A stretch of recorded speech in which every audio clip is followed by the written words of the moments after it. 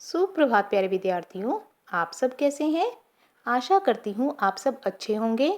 बच्चों, हमने पहले वर्ण किए थे। वर्ण होते हैं स्वर और व्यंजन। अ, आ, इ हमारे स्वर हैं। क, ख, ग हमारे व्यंजन हैं।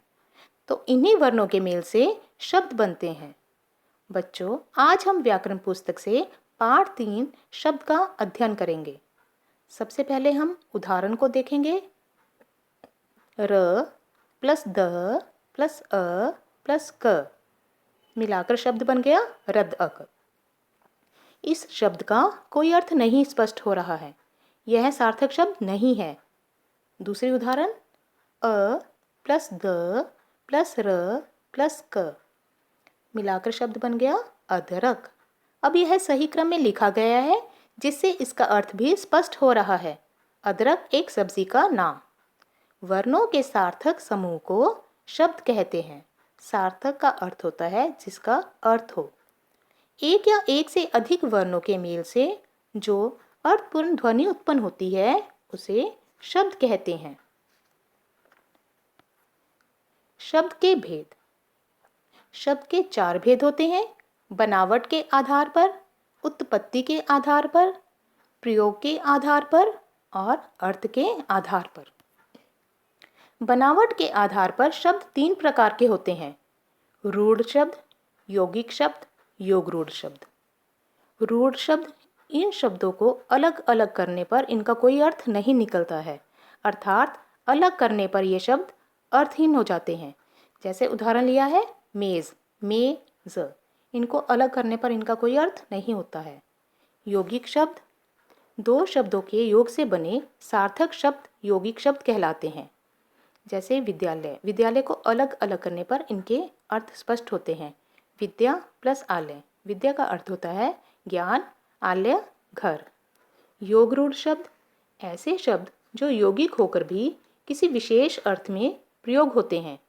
जैसे मैंने लिखा है पंकज, पंक का अर्थ होता है कीचड़, कीचड़ से उत्पन्न होने वाला। तो यह किसके लिए है? यह कमल के अर्थ में प्रयोग किया जाता है।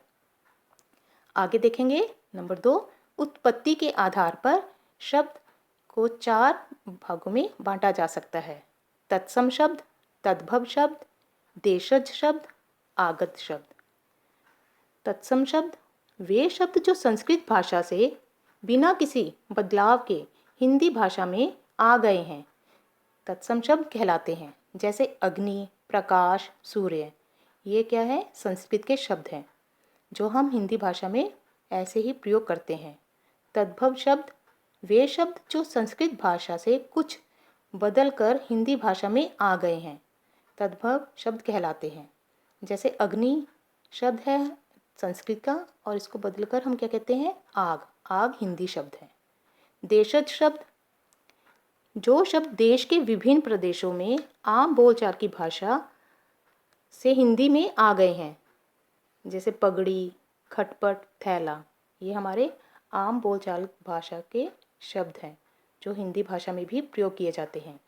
विदेशी शब्द जो शब्द हिंदी या संस्कृत के नहीं है बल्कि अंग्रेज़ी, अरबी, फारसी भाषाओं से हिंदी भाषा में आ गए हैं। जैसे डॉक्टर, फुटबॉल, ये अंग्रेज़ी के शब्द हैं जो हिंदी भाषा में प्रयोग हो रहे हैं। प्रयोग के आधार पर शब्द के 2 प्रकार होते हैं: अविकारी शब्द और विकारी शब्द। अविकारी अ प्लस विकारी, अर्थात जिनमें बदलाव ना हो। ऐसे शब्द जिनमें लिंग, वचन, कारक आदि के कारण कोई बदलाव नहीं होता है, अविकारी शब्द कहलाते हैं। जैसे मैंने एक वाक्य लिया है, घोड़ा तेज दौड़ता है। अब इस वाक्य में वचन में परिवर्तन करने पर तेज शब्द पर कोई प्रभाव नहीं पड़ेगा। जैसे घोड़े तेज दौड़ते हैं, अब यहाँ पर तेज शब्द ऐसे का ऐसा ही है। विकारी शब्द, विकार का अर्थ होता है बदलाव। वे शब्द जिनमें लिंग, वचन, कारक आदि के कारण बदलाव आ जाता है उन्हें विकारी शब्द कहते हैं। जैसे मैंने वाक्य लिया है, लड़का पढ़ रहा है। अब इस वाक्य को वचन में बदलेंगे तो यह इस प्रकार बदल जाएगा, लड़के पढ़ रहे हैं। अब लड़का क्या है? विकारी शब्द। अर्थ के आधार पर, अर्थ के आधार पर शब्द के 2 भेद होते हैं: सार्थक शब्द और निरर्थक शब्द। बच्चों, सार्थक शब्द जिन शब्दों का एक निश्चित अर्थ होता है उन्हें सार्थक शब्द कहते हैं।